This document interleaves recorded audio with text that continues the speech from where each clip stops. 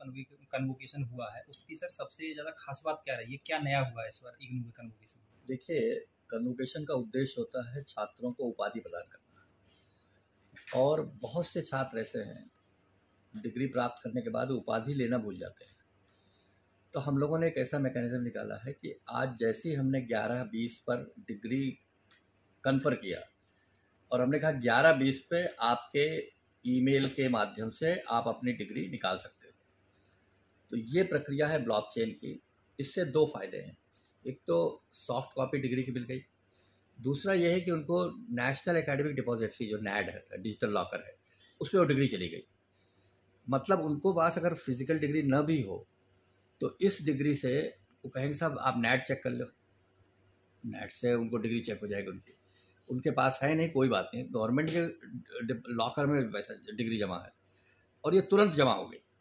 वो निकालना चाहे तो अभी हम लोगों ने चेक किया कितने लोग निकाला है, तो अब तक 500 लोगों ने बच्चों ने निकाल लिया। अभी बहुत से लोगों को पता नहीं प्रक्रिया, हम बार बार इसको अभी ट्विटर पे डालेंगे, इनसे भी कहा है, फेसबुक पे डालेंगे कि किस किस स्टेप्स के आधार से डिग्री निकल जाएगी।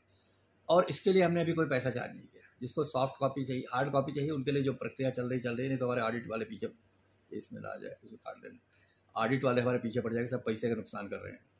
तो इसलिए, लेकिन बच्चों के हित में क्या है, इम्तहान दिया, मार्कशीट मिली, डिग्री ले ली जाए, उसके लिए भी चक्कर लगवा रहे हैं। कब तक हम लोग चक्कर लगाएंगे बच्चों को? ये बच्चे मेहनत कर रहे हैं, पढ़ाई लिखाई करने दीजिए, नौकरी करने दीजिए, आप उनको डिग्री लेने के लिए भी चक्कर लगवाएंगे? नहीं। हम लोगों ने ये प्रक्रिया शुरू किया। पिछली बार उन्होंने 60,000 बच्चों को दिया था, इस बार हम लोगों ने 2,80,000 सारे लोगों को दिया। बस इसमें एक ही शर्त है कि अगर उनका ईमेल गलत होगा तो उनको दिक्कत आएगी, क्योंकि हम लोगों ने जो ईमेल उनका आइडेंटिफाई किया, जो उन्होंने हमको दे रखा था वही। कई बार बच्चे दूसरों के ईमेल पर या गलत ईमेल डाल देते हैं तो उसका नुकसान जरूर होता है। धीरे धीरे ये प्रक्रिया सुधर जाएगी तो अपने आप ही चीज़ें हो जाएंगी। तो सर अगर ईमेल गलत है तो उसको सुधारने के लिए कुछ चांस? हाँ, फिर जैसे लिख के करेक्ट कर भेज देंगे, हमारे पास तैयारी सब है। और इसीलिए हम लोग पुराने जितनी डिग्रियाँ हैं वो भी हम लोग ढूंढ ढूंढ के भेज रहे हैं लोगों को, बच्चों को। क्योंकि उपाधि एक ऐसी चीज़ है जो फाइनली विदेश जाते समय, कहीं और जाते समय ज़रूरत पड़ती है।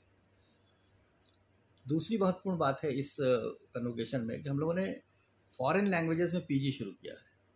अभी तक फॉरेन लैंग्वेजेस हम लोग सर्टिफिकेट और डिप्लोमा की बात करते थे, अब हम लोगों ने कहा नहीं, फ्रेंच में भी पीजी देंगे, रशियन में भी पीजी देंगे, अरेबिक पिछले साल शुरू हो गया था।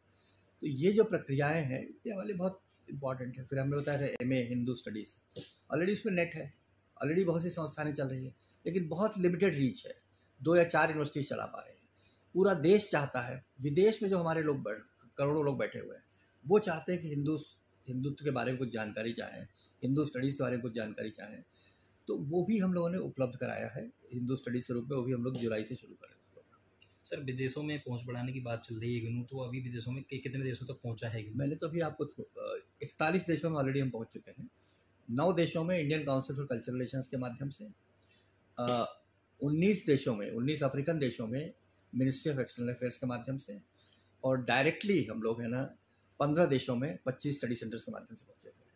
तो कुल मिला करके अगर आप डुप्लीकेशन कम करें तो 41 नए देश हैं जिस पर हम लोग पहुँच रहे हैं।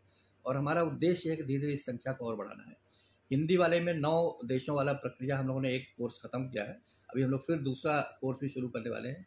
उसमें हो सकता है 9 से ज़्यादा देश उसमें शामिल हो जाए, क्योंकि उसमें Indian council of cultural relations बहुत प्रभावित है, हम लोगों ने कैसे अच्छे काम किया है और कॉस्ट उनकी बहुत कम पैसे में किस तरह से लोगों तक पहुँचा जाए, ये हम लोगों ने प्रक्रिया शुरू किया है।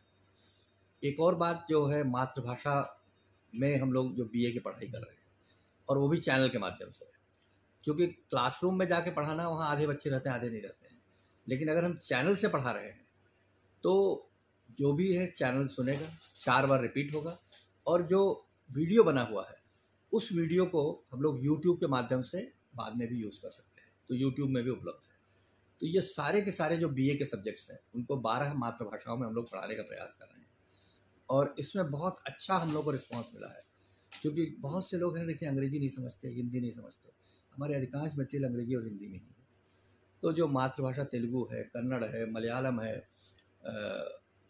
उर्दू है, पंजाबी है, उड़िया है, बंगाली है, सब में हम लोग अब ये करा रहे हैं। अनुवाद नहीं, अनुवाद नहीं, पढ़ा रहे हैं अभी तो। अनुवाद में तो टाइम लगता है, पढ़ाना शुरू कर दीजिए, मातृभाषा में तो आधा समझ में आ जाता है, तो उनकी भाषा में।